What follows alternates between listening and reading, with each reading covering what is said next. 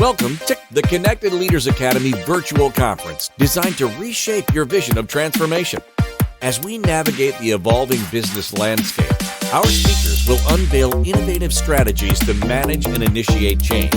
Prepare to adapt, innovate, and lead, ensuring your role as a catalyst in this transformative era.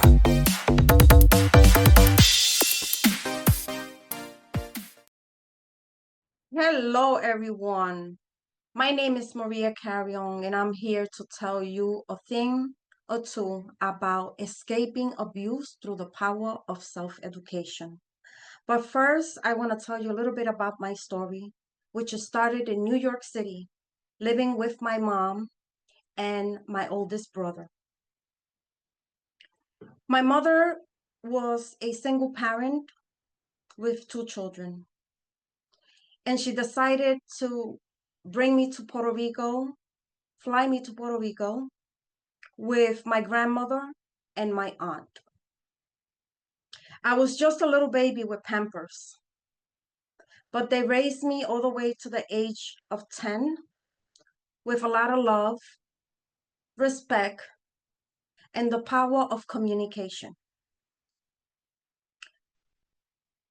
When I reached the age of 10, I asked my grandmother and my aunt that I wanted to live with my biological mother and my brother. And so, once again, I was on a plane all by myself, flying to New York City to meet my mother. At the time when I arrived to New York, it was not my mother and my brother anymore. My mother had 3 boys and 2 girls, all together 5. And as a single parent, unfortunately, she suffered heart conditions. And she was desperate, sick, desperate, single mom, 5 kids in New York City. My mom decided to remove me out of the school system and partnered me at 13 years old. It was actually 14 days before my birthday, November 5th, 1983. I was partnered with this man so that he can be able to protect me, care for me, love me, and most of all, let me continue going to school. I used to love school, so it was very important to me. As the months passed by, not only I didn't go back to school, but I was not allowed to go anywhere. I was stuck in the house, in his apartment, with nobody. He belittled me, beat me, humiliated me, and made me suffer day by day.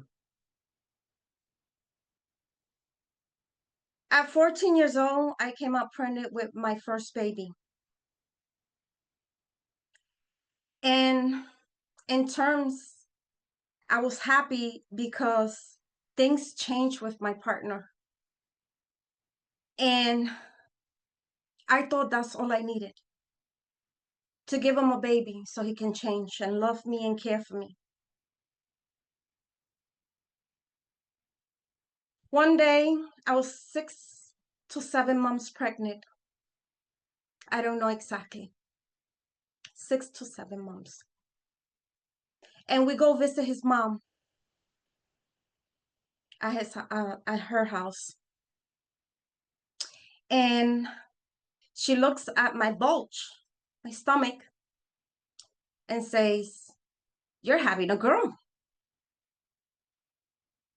And my partner looked at his mom and at me and said, no, she's not. She's having a boy. And I excitedly say, I think I am. I think it is a girl. I'm having a girl. And when I looked at him, this man gave me a look that sent chills down my spine. It was dark. Right now, as I talk about it, it's like I'm right there and I was scared.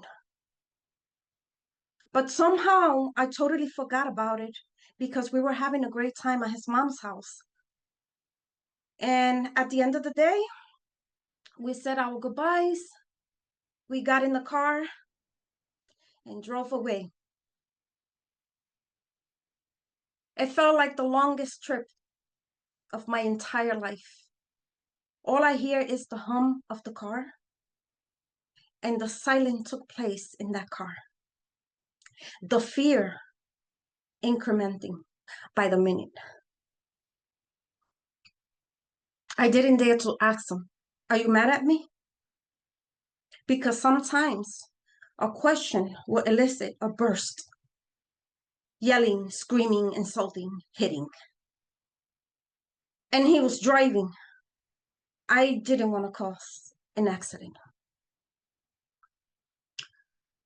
So we get to the apartment, and behind closed doors, in my bedroom, the first thing he does is strike me right on the face. And I drop to the floor. And I remember vividly to this day, all I did was grab my stomach on the floor, crunched up. Please don't hit me, my baby. I'm pregnant. Please don't hit me. And he kept striking me. And at one point, he hit my stomach. He kicked my stomach. And I felt it. And I embraced my stomach and sobbed, wondering why is this happening? And I urinated on myself. And it was a big puddle. And I just lay there sobbing in the puddle of urine, which, strangely, it felt so comfortable to just lay on the warm pee. I just lay there sobbing. And he looked at me and said, you filthy pig, and just walked away. That day, I knew that I was in trouble. I knew that it was not normal. Confused at how this man that loved me and was supposed to protect me, care for me, can strike me while I'm pregnant of his own child, with his child. I was full of confusion. How can he tell me one minute that he loves me and care for me, and the next minute to beat me up? But there was a turning point in my life. I said to myself, I need to do something. I need to prepare myself. But how? How if I don't even know how to speak English? How? But I did find a way. That turning point was self-education. And this is why this topic is escaping abuse through the power of education. That turning point started giving me some clarity, some confidence that one day I will be freed from that abuse. And so, because I was unable to take birth controls, because that would turn into another beating, In turns, things were more difficult. But I took advantage at the fact that I was pregnant and having kids like trees growing apples. My first baby at 14. My second at 16. And the abuse, the humiliation, the beating, and the sexual assault continue. 1988, I had a boy. Awesome. I had a boy. The boy he so much wanted. And things changed again. And we felt like a happy couple, going out to dinners, Disneyland. But at Disneyland, I had a beating too, because I wasn't allowed to get out of the hotel with my 3 kids and sit at the balcony or go to the pool. So even in there, I had a beating for going to the pool. Not really a vacation. And then finally, I had my last baby at 22. Every time I would think that he changed because I had another child, it did for a little bit. But things escalated then. So it was like it got a little bit good until it didn't. And then again, until it escalated more, the abuse, and more and more. So it will stop, but when it will continue, initiate again, it will get worse. I took advantage that my kids were going to school, so I could go to the library with them. And I made it my business to educate myself. And although it felt like each word I had to look it up in the dictionary, it felt that way. And a lot of the times, out of one sentence, I probably would have to check 5 words. But I was persistent. And the reason why now I'm here today is to show you and the world that you're not alone. The importance to escape through the power of self-education. And I want to let you know that it is important to do these things in secret. Study in secret. It's the way I did it. Educate yourself, not only so that you could learn about abusive relationships, toxic relationships, but so you can equip yourself with the knowledge to not only protect yourself, but protect your loved ones and the people around you. Very important. I want to teach you and the world not all of the red flags, but 6 of the red flags that will equip you with the necessary knowledge to prevent or to remove yourself from an abusive relationship. And I'm going to start talking to you about gaslighting. Anyone knows what gaslighting is? Gaslighting is designed to distort, to twist the reality, to make you feel as if you are inventing things imagining things. It can be as clear as someone coming the next day from hanging out, and you could ask them, where did they go? Where were they? And they will get upset at you for no reason, as if you're the one who did something wrong. They'll say things like, you see, I come home in peace to relax, and here you go nagging me. And they sound so upset that you stay back and you stay quiet and you take that in.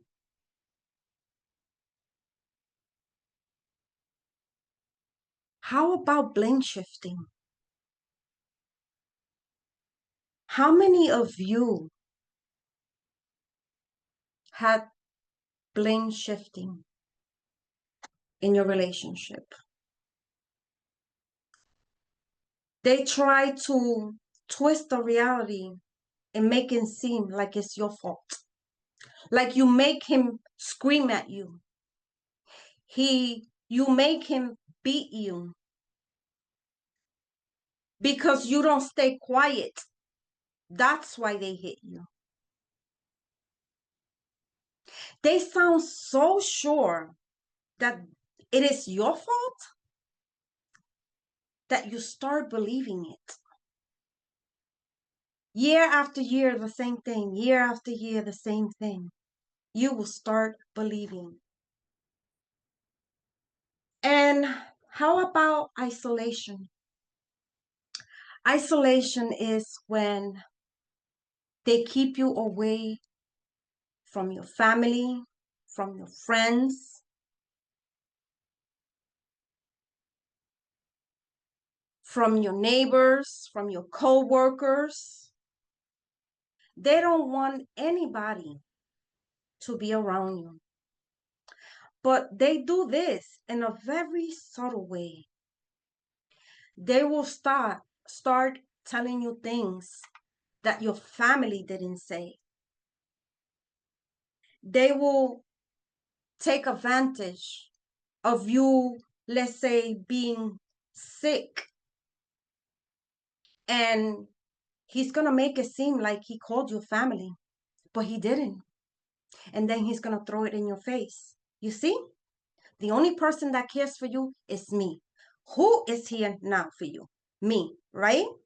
Not your family. And you start kind of believing these things little by little.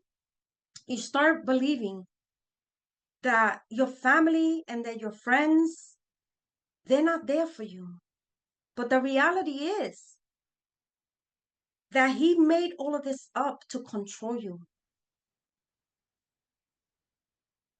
It is easier for you to be isolated in your home and for no one to know what is going on. So they will show a face out there of the good man, the good husband, the father that cares for his kids and wife,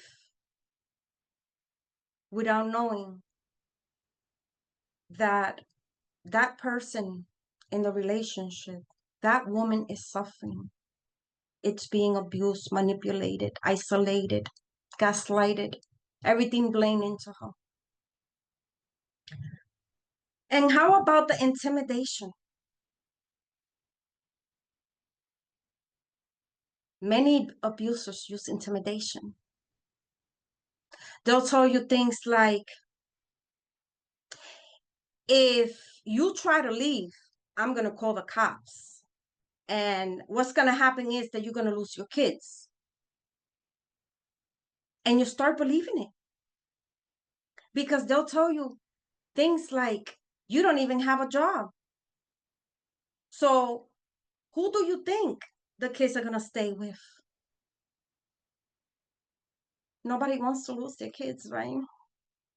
You do anything for your kids. We do anything for our kids. So you start believing that without knowing that these threats are to control you, to keep you exactly where they want you to be. And then it comes to manipulation. They start manipulating you, playing with your emotions. You're always depressed. You're crazy. Why you always acting up? You see, that's why I leave for a couple of days, because I need a break from you. You're hysterical. That's all part of the manipulation. All part of the manipulation.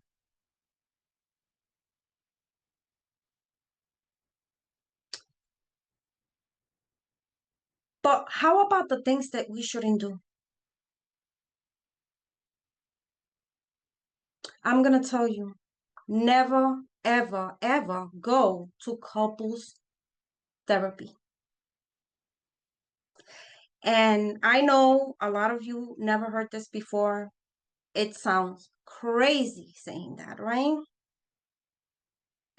Never go to counseling therapy, because counseling therapy is there to make the abuser have a happier life as an abuser.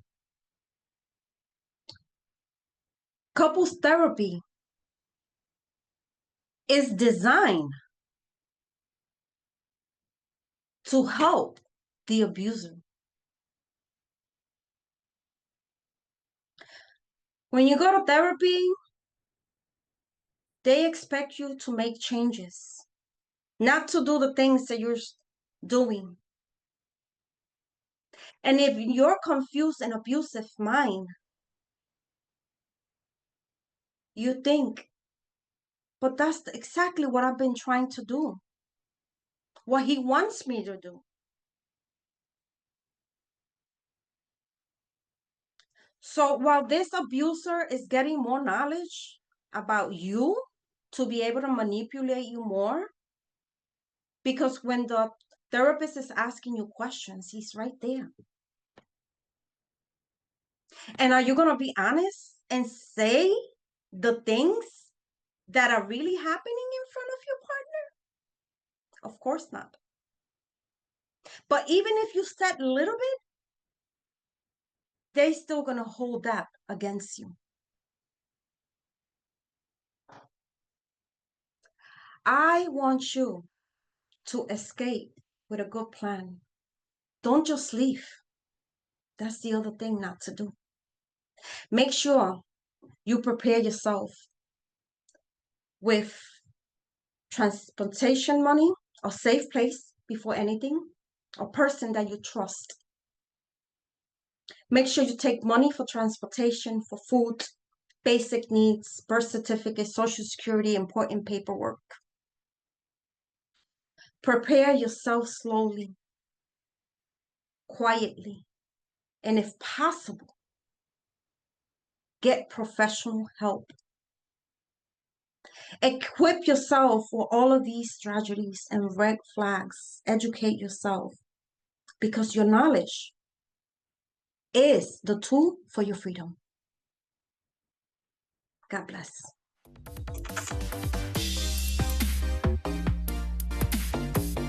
Thank you for participating in today's enlightening session. As we transition to our next expert, remember that each strategy and insight is a step toward becoming a transformative leader in your field. Visit ConnectedLeadersAcademy.com to stay engaged and informed. The journey of change is ongoing. Let's move forward together.